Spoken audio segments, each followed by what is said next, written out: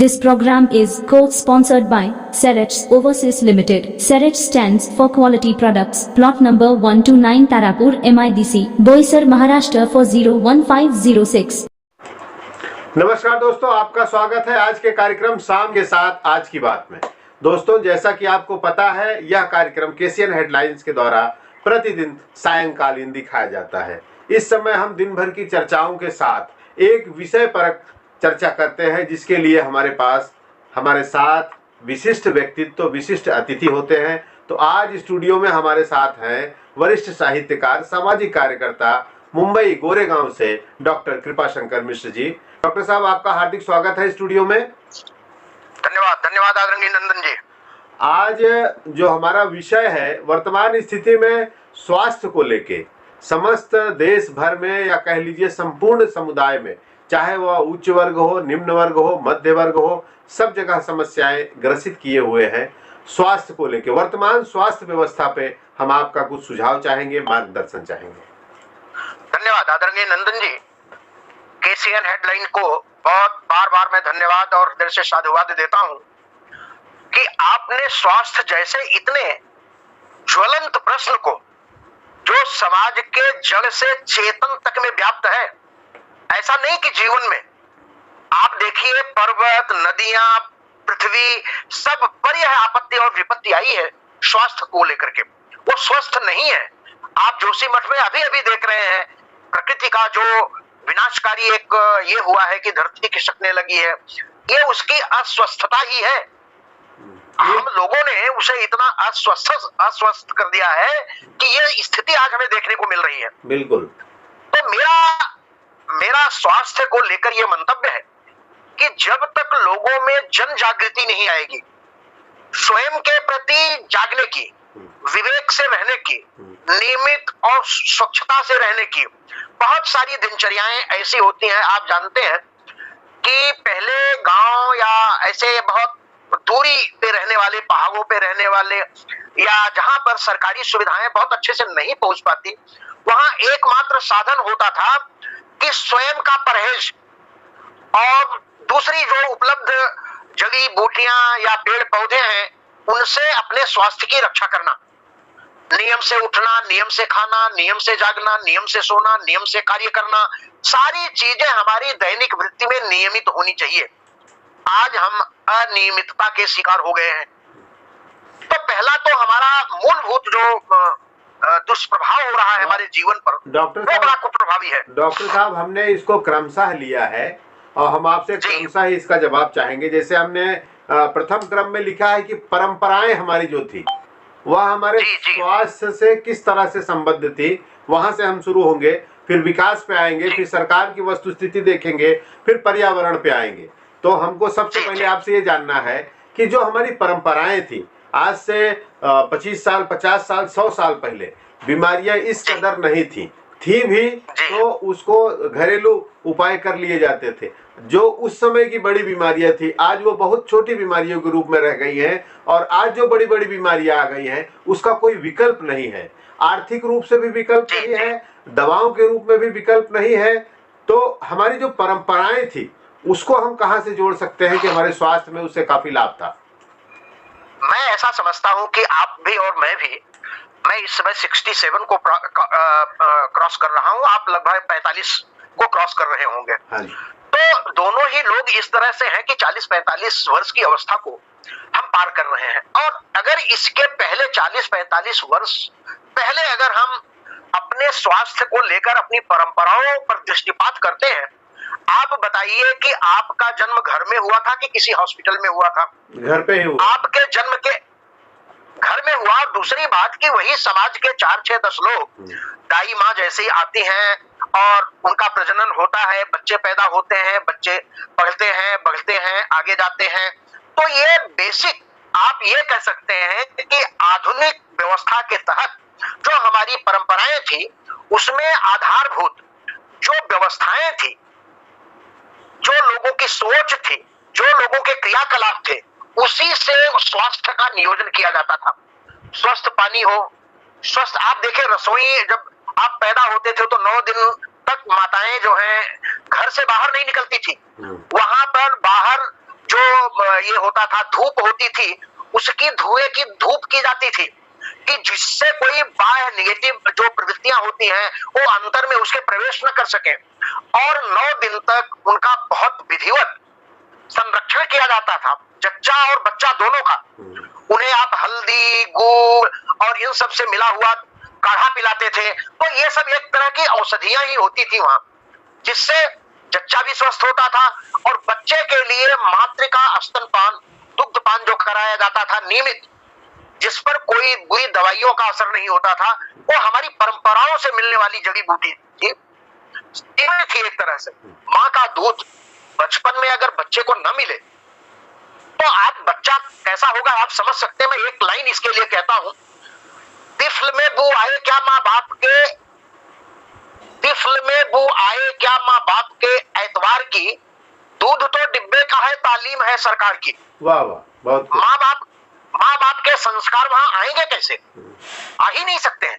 और जब आप कहते हैं कि क्यों भैया संस्कारी नहीं हो, क्या संस्कार माँ बाप ने नहीं दिया है? बिल्कुल नहीं दिया है। संस्कार तो हम स्कूलों में ले रहे हैं, संस्कार में तो हमारी सरकारी संस्थाएं दे रही हैं, और जो हमारे दूसरे आधुनिक कहे जाने वाले संगठन है वो इस तरह से हमें शिक्षित और प्रशिक्षित कर रहे हैं। संस्कार कहाँ है? हमारे संस्कारों में ही, हमारी परंपराओं में ही हमें स्वस्थ होने की पूर्ण विधियां बताई जाती थी। आपको मैं लेके चलूं, अगर प्राचीन काल में, रामायण काल में जब लक्ष्मण को शक्ति लगती है तो लंका से जो वैद्य बुलाया जाता था, वो वैद्य क्या था? वो प्राचीन परंपराओं पर ही आधारित शुश्रूषा करता था, और इसीलिए उसने बताया कि पर्वत पर संजीवनी मिलेगी, वो एक जड़ी है जिसे आप ला सकेंगे समय के रहते तो लक्ष्मण जीवित हो सकते हैं। तो आप देखिए, वह प्राचीन काल भी हमारी परंपराओं का काल था, उसमें भी औषधियों का बड़ा महत्व था, और उन औषधियों से हम दीर्घजीवी होते थे। आदरणीय नंदन जी। जी जी जी, अभी आपके आधार पर, आपके कहने के हिसाब से हमारी परंपराएं हमसे विमुक्त हो गई और हमसे विमुख हो गई, इसके कारण हमारा स्वास्थ्य कहीं न कहीं ज्यादा खराब होता जा रहा है। इसी तरह हमने एक और बिल्कुल आरंभिक स्थिति तो यही है जी। इसी तरह एक विषय हमने और रखा कि विकास, जो आज की तारीख में विकास हम कहते हैं, विकास किस तरह से हमारे आरोग्य को प्रभावित कर रहा है। आप अगर चले पतंजलि, चरक, वहां से अगर अपने स्वास्थ्य की प्रक्रिया को आरंभ करें तो हमारा दैनिक नियमन ही हमारा पूर्ण स्वास्थ्य था, औषधि थी एक तरह से हमको स्वस्थ रखने की। चरक संहिता यह बताती है, जाने लगा है, तो इसका मतलब यह था कि वो परंपराएं भी अभूतपूर्व थी, लेकिन आज अपने विकास को छू रही हैं, उनका भी उपयोग लोग कर रहे हैं, उसका भी लाभ ले रहे हैं, इससे भी हम स्वस्थ हो सकते हैं और हो रहे हैं। तो विकास का दोनों तरफ आपके कहने के आधार पर कि उससे लाभ भी है और नुकसान भी है। बिल्कुल बिल्कुल, ना मानना नुकसान है, मानना लाभप्रद है। बिल्कुल बिल्कुल। इसी तरह सरकार की योजनाएं कहां तक प्रभावी लगती हैं आपको? देखिए, जहां तक सरकार का संबंध, केवल सरकार तक शासन जहां से अध्यादेश निकलता है। अभी हमारे राजनेता तो बहुत इस तरह की बातें करते हैं कि जब 1 रुपया निकलता है तो 85 पैसे नहीं 15 पैसे मिलता है। इसी तरह से यह स्वास्थ्य में भी भ्रष्टाचार की स्थिति है। जब यह एक विशेष रूप से निकलता है तो धीरे धीरे धीरे प्रदूषित होते होते होते होते जब हमारे संख्या की अंतिम पायदान तक पहुंचता है तो यह पूर्ण रूप से भ्रष्ट और प्रदूषित होता है, पूर्ण रूप से भ्रष्ट और प्रदूषित होता है। राजनीतिक स्तर पर भी, सरकारी स्तर पर भी, और वहां सरकार के जुड़े हुए लोगों के द्वारा भी।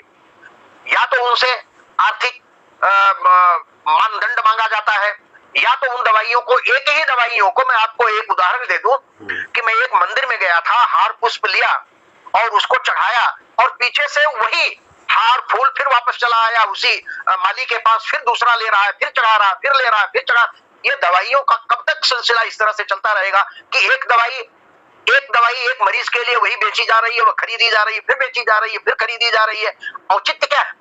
हमारे मेडिकल स्टोर, हमारी सरकारी संस्थाएं, हमारी सामाजिक संस्थाएं, हमारी सरकारी व्यवस्थाएं, सरकारें बहुत कुछ कर रही हैं, इसमें कोई दो राय नहीं है।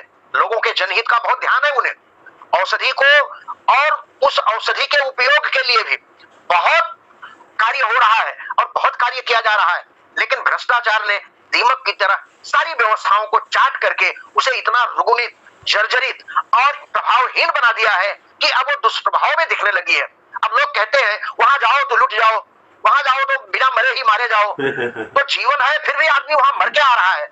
ये कैसी हमारी सरकारी व्यवस्था है, ये कैसे हमारे सुश्रालय है, ये कैसे हमारे औषधियों के केंद्र है, ये कैसे हमारी सरकार की सरकारी व्यवस्थाएं हैं। बिल्कुल। एक पॉइंट और शेष है जो आज की चर्चा के लिए हमने इंगित किया था। पर्यावरण का दूषित होना कितना जिम्मेदार है वर्तमान स्थिति में रोग और चिकित्सा विषय को लेकर? ये तो आप मान लीजिए कि पर्यावरण तो वो अप्रत्यक्ष रूप से प्रहार कर रहा है। हम इस बात को बिल्कुल समझने को तैयार नहीं है। अप्रत्यक्ष रूप से अगर शत्रु हमारे सामने चारों तरफ हो तो आप उसका न तो मुकाबला ही कर सकते हैं और न उसका संहार कर सकते हैं। प्रत्यक्ष रूप से अगर कोई ऐसी व्यवस्था आ जाए जो हमें मारना चाहती हो, आघातित करना चाहती हो, हमारे ऊपर कोई आक्रमण करना चाहती हो, तो हम बिल्कुल उसका मुकाबला कर सकते हैं। लेकिन अप्रत्यक्ष पर्यावरण तो अप्रत्यक्ष एक तरह का यम है जो अचानक किसी के पास पहुंचता और बोलता भैया चलो तुमको मैं लेने आया हूं। अगर सावित्री पत्नी ना हो तो सत्यवान जैसे व्यक्ति की रक्षा आज तो हो ही नहीं सकती है। और हर आदमी यहां देखिए जो औषधि का दाता है, जो प्रदाता है, यमराज बना हुआ है। कितना सत्यवान को सावित्री बचाएगी, कब तक बचाएगी? नंदन जी। हाँ, अभी इन चारों मूल्यों का अगर हम परंपरा करीब करीब छूट चुकी है ये कह सकते हैं। अभी आपने कहा उम्र के हिसाब से नए जो युवा बच्चे हैं 14-15 साल 16 साल वो परंपराओं से इतने दूर हो चुके हैं कि उनको वहां तक का आभास ही नहीं है। वास्तव में परंपराएं तो हमारी समय समय पर खाने पीने की भी अलग अलग थी, तो निश्चित ही उस तरह से भी अभी जैसे अगर मकर संक्रांति के नजदीक हैं, हम ठंडियों के सीजन में हैं, तो हमें क्या खाना चाहिए यह हमारी परंपराओं में पहले ही जारी किया गया था। जी, बिल्कुल बिल्कुल। उसी तरह विकास के लिए भी हमारे पास एक सीमित दायरा बनाया गया था कि इतना विकास हमको चल सकता है, इससे अधिक नहीं। वो भी हम तोड़ चुके हैं, असीमित विकास की तरफ जा रहे हैं। सरकारों से आशा करना बिल्कुल अन्यथा जैसा लगता है, क्योंकि सरकारें अपने हद से, सरकार अगर एक तंत्र है तो अपने स्तर से करता है। अब उसमें दीमक लगे हुए हैं या और कोई बात है तो उसके बाद की बात है। आखिरी जो कारण है, पर्यावरण पूरी तरह से दूषित होता जा रहा है आज, जैसा कि उत्तरांचल में और जगह जगह देखने को मिलता है। प्रमाण के लिए अब किसी अलग से कहीं जाने की जरूरत नहीं है। पर्यावरण का दूषित होना अपने आप में दिखने लगा है। अब इन चारों चीजों के साथ अगर हम इसके निवारण के लिए स्वयंभू जिम्मेदारी ले हर व्यक्ति अपने लिए, तो क्या करना चाहिए उसको? आपकी राय से क्या करना चाहिए? देखिए, पूरे देश का अगर हम 140 करोड़ भारतीय हैं, मैं इसको भारतीय परिप्रेक्ष्य में पहले इसलिए देख रहा हूं कि कोई भी कार्य आप जब करते हैं तो इकाई से ही शुरू करते हैं। जैसे समूचे विश्व की अगर गणना करिए, समूचे विश्व में अगर पर्यावरण को लेकर के, औषधि को लेकर के, रुग्णता को लेकर के, हमारी व्यवस्थाओं को लेकर के अगर समग्रता में देखें तो चारों में से जो अच्छी चीजें हैं अपना लीजिए आप। हम अपनी परंपराओं से कुछ ले लें, हम अपने विकास से कुछ चीजें ले लें, हम अपने आने वाले सरकारों से भी कुछ अच्छी राय मांगे, हम अपने पर्यावरण को कम से कम, अगर मैं व्यक्ति हूं तो कम से कम जीवन में 10 पेड़ लगाने का संकल्प तो ले सकते हैं ना। कहीं भी लगा दीजिए, पेड़ आपका न रहेगा लेकिन आपकी ऑक्सीजन तो, आपकी प्राणवायु तो रहेगी, आपको जीवन को संरक्षित तो करती रहेगी। सड़क के किनारे लगा दीजिए, नहरों के किनारे लगा दीजिए, खेतों के किनारे लगा दीजिए, सड़कों पे आप आते जाते रहते हैं, जहां जगह हो, अगर आप संभव है तो कर सकते हो तो कर दीजिए। तो पर्यावरण, चारों को और चारों में से मूलभूत बातों को निकाल करके ये सभी व्यक्ति को अपनी एक नैतिक जिम्मेदारी लेनी चाहिए। नैतिकता के आधार पर स्वयं को परखना चाहिए कि आखिर में हम अपने लिए, घर के लिए, परिवार के लिए, समाज के लिए, देश के लिए और समूचे विश्व के लिए, जहां हमारी संकल्पना होती है वसुधैव कुटुंबकम, जहां हमारी संकल्पना होती है कि आप भी अच्छे से जिए और हमें भी अच्छे से जीने दें, इस बात पर भी अगर आप गौर करें तो यही बात लगती है कि हम सबको मिलकर के यह कार्य अपने ऊपर एक उत्तरदायित्व के रूप में लेना चाहिए और उसका निर्वहन करना चाहिए। चलिए, बहुत बहुत धन्यवाद। आपने बहुत ही मूल्यवान जानकारी दी श्रोताओं के लिए, दर्शकों के लिए। मुझे ऐसा महसूस हो रहा है कि जो भी इस कार्यक्रम को देख रहे होंगे उनको यह जरूर पता चला होगा कि आज के परंपरा, विकास, सरकार और पर्यावरण के दूषित होने के बावजूद भी हमें कुछ चीजें ऐसी है उसके निवारण के रूप में जो हम कर सकते हैं, और हम अपने आप को उससे पूरी तरह से मुक्त अगर नहीं भी हो सकते तो हम अपने आप को सीमित तौर पर बचा सकते हैं। बहुत बहुत धन्यवाद। इस संबंध में हम इस चर्चा को अगली कड़ी में अगले दिन में चालू रखेंगे, जिसपे हम परंपराओं से संबंधित स्वास्थ्य परक परंपराओं पर चर्चा आपसे पुनः करेंगे।